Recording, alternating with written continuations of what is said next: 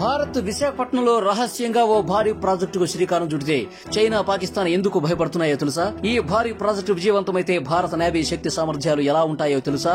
శత్రు దేశాలు సైతం భయపడేలా భారత్ శ్రీకారం చుట్టిన ఆ భారీ ప్రాజెక్టు గురించి మనం ఈ వీడియోలో తెలుసుకుందాం. రఫేల్ ను దాని శక్తి సామర్థ్యాలను మర్చిపోవాల్సిందే. ఎందుకంటే భారత్ ఒక భారీ ప్రాజెక్టుతో సరికొత్త చరిత్ర సృష్టించేందుకు సిద్దమైంది. కేవలం 60 సెకండ్లలో టార్గెట్ ని ఫినిష్ చేసే వెపన్ ను భారత్ సముద్రం లోపల తయారు చేసింది. ఈ వెపన్స్ ఉండే ప్రాంతాన్ని ప్రపంచంలో ఉండే ఏ శాటిలైట్ కూడా ట్రాక్ చేయలేదు. ఈ విషయం తెలిసి ప్రపంచం మొత్తం షాక్ అయింది.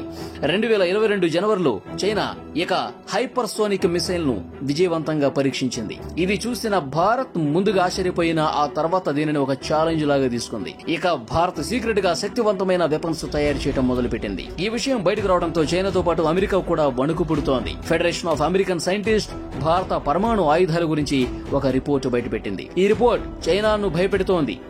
భారత్ సూపర్ సీక్రెట్ బేస్ లో జరిగే అద్భుతాలు చూసి అమెరికా, పాకిస్తాన్, చైనాలకు షాక్ తో చెమటలు పడుతున్నాయి. భారత్ కు చెందిన ఐఎన్ఎస్ ప్రాజెక్టు ముందు శత్రు దేశాలు తలవంచాల్సిందే. ప్రస్తుతం భారత్ ను చూసి చైనా భయపడుతుంటే అమెరికా భారత్ ను ప్రశంసలతో ముంచెత్తుతోంది. భారత పరమాణు ఆయుధాల గురించి ఫెడరేషన్ ఆఫ్ అమెరికన్ సైంటిస్ట్ ఒక రిపోర్ట్ ను విడుదల చేసింది. ఈ రిపోర్టు ప్రకారం విశాఖపట్నం నుంచి 70 కిలోమీటర్ల దూరంలో రాంబిల్లిలో ఐఎన్ఎస్ వర్షాను భారత్ డెవలప్ చేస్తోంది. భారత్ ఈ సీక్రెట్ సబ్మెరైన్ బేస్ ను ఎందుకు డెవలప్ చేస్తుంది అంటే చైనా తన సైన్యం పరమాణు ఆయుధాలతో భారత్ పై రహస్యంగా దాడి చేసేందుకు ప్రయత్నిస్తోంది. చైనా దాడిని తిప్పికొట్టడం కోసమే భారత్ ఓ సరికొత్త ప్రాజెక్టుకు శ్రీకారం చుట్టింది. ఆ ప్రాజెక్టు పేరే ఐఎన్ఎస్ వర్ష.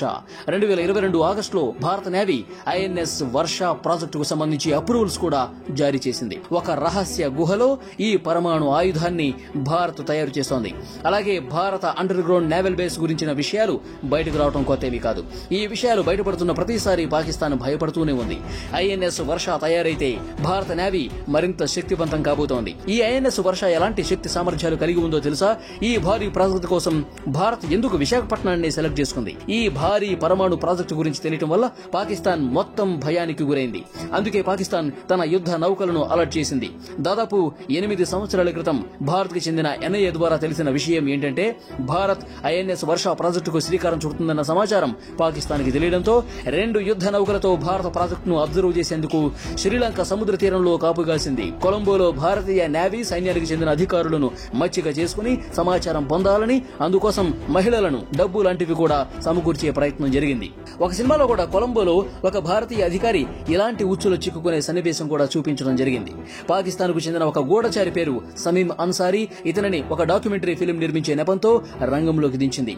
ఈ అన్సారీ విశాఖపట్నంలో భారత నేవీపై నిఘా పెట్టడం కోసం పంపించారు. ప్రాజెక్టు ఐఎన్ఎస్ వర్షపై ప్రత్యేక నిఘా పెట్టేందుకు నేవల్ స్టేషన్ సమీపంలో ఉంచారు. ఫిలిం తీసే నెపంతో నౌకలను దించి నిఘా పెట్టడం జరిగింది. కానీ హోటల్ మరియు బార్లలో పదే పదే కనిపిస్తూ వీరిపై అనుమానం రావడంతో ఇద్దరు కూడా దొరికిపోయారు.